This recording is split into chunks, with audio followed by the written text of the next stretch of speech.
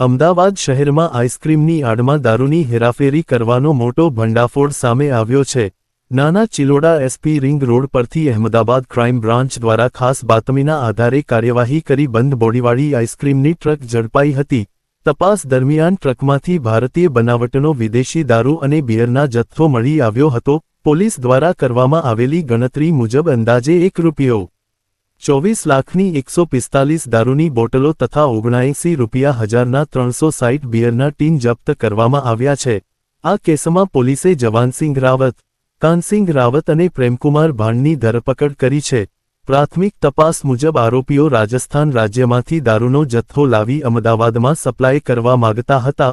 પોલીસે ટ્રક સહિત કુલ ₹19 લાખનો મુદ્દામાલ કબજે કરી કાયદેસરની કાર્યવાહી હાથ ધરી છે।